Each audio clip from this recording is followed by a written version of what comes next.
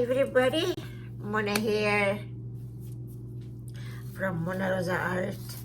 It's been a while since I recorded a video, and I haven't also organized my thoughts on what I'm going to talk about.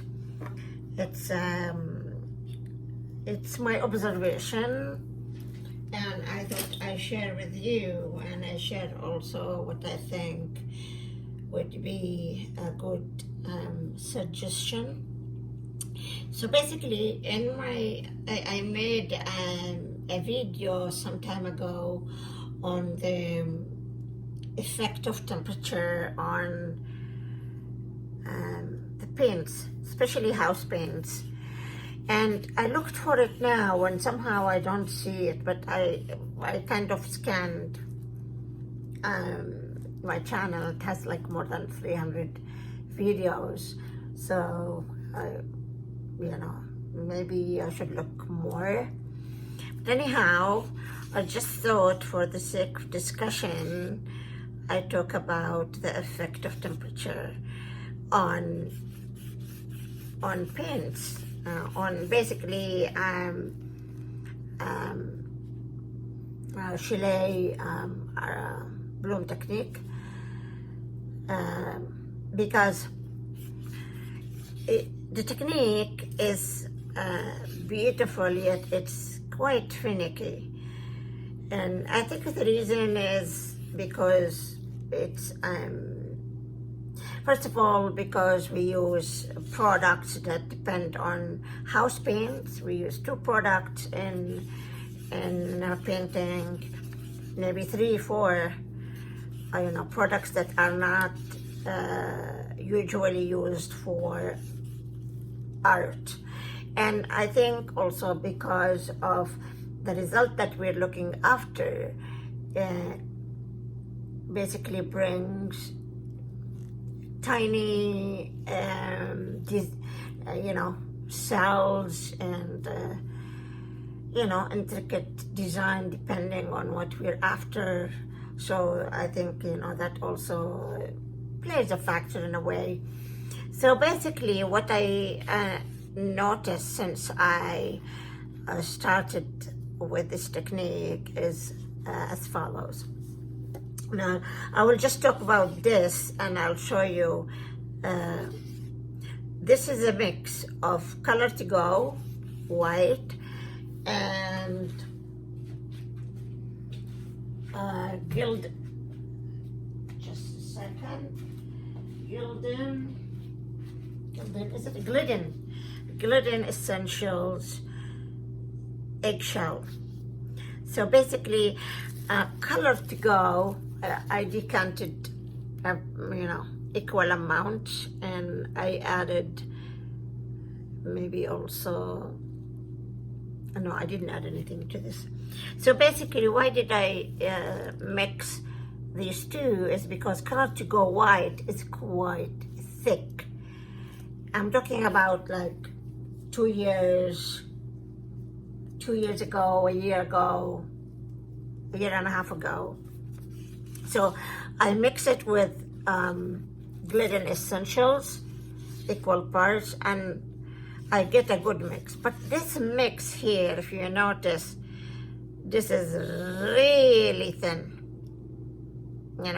and even if you take Color to Go now, it might be still thinner than the usual. And the reason being is we have our houses with a temperature that is suitable for winter. It's not 65 degrees or 72 Fahrenheit. And anything above that would make the paints basically very thin. Now in my small apartment, I have a temperature of 75 Fahrenheit. So look at that. Sometimes even more than 75. So it's really thin. So when do we expect this thin paint to be better. If we take this paint that is so thin and put it in a temperature of 72, 70, between 65 to 72, and say in a room that is not heated, or in a garage that's not heated, and it takes around 10 days for a gallon. I'm talking about a gallon in that temperature, for it to be good to start painting with. So we're not talking about hours or days, or 2 days. That's my experience. So what I did in the past is, when it's summer, we couldn't also paint, because in the summer, and especially if you have a room, you have an apartment that has sun always, like in the bedroom, so I used to put actually my paints exactly where the air conditioner is, and I just bring them to paint with when I need them. And that applies for my house paint, applies for the paint I'm gonna use for my pouring medium, and it applies for my mixed paints. Now, mixed paints, you have to gauge, because mixed paints would be in a tiny, small container, so that is easily fixable, or maybe half an hour, and you'll be fine. But gallons or pints of paint needs days to get to the desired consistency. So that's my experience, and that's what I used to do when it's winter. And I forgot this year, because I wasn't in Canada for the last 3 months, so I forgot. But what I usually do is I take everything down by the car, and I leave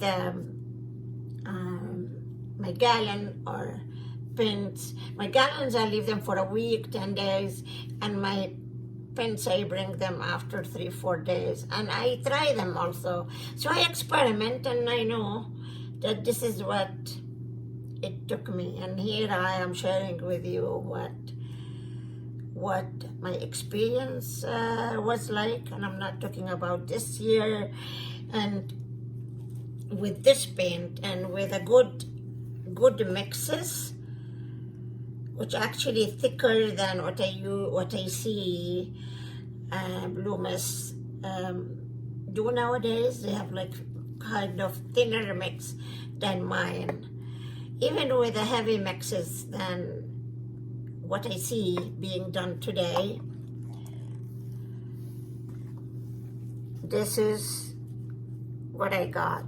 This is actually, it was a swipe, and the swipe did not succeed. And then I tried a bloom, and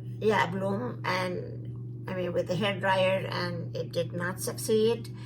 And then I decided, okay, let me just do a flip cup. So I did the flip cup, and I got this, So that's the result of having this, thin pillow. And nothing would happen with this pillow, basically, because it just goes off the canvas and leaves off, easily. It can't keep a good layer underneath your design. So now what else? So it is worth doing. When I did that in the summer, when I kept my paints by by the air conditioner, and I brought, in the winter I brought my thin paints down. I mean, you know, it worked, and I keep going, checking on them, and when I see that the consistency is right, I bring it up. And you have to make sure then also that the cold did not, you know, result in some clots or glugs. So that's my solution. It's worth trial, especially if you have a garage in a house. It's easy to go back and forth. And yeah, that's my experience and my solution. And it worked. You know, I can't improve it now. I'm not painting. Maybe I'll paint when I work on this, or I work on a color to go. And another thing, for example, if you also buy color to go or any paint from, let's say, Home Depot or Sherwin-Williams, it's better not to keep it in the car, not in the winter and not in the summer, because also the temperature is gonna just affect the paint, not in a good way, you know. Well, that I could explain what my experience was like. And it's a long time since I made a video, so I'm a bit, yeah, it takes practice also. Okay, bye-bye for now. Bye-bye.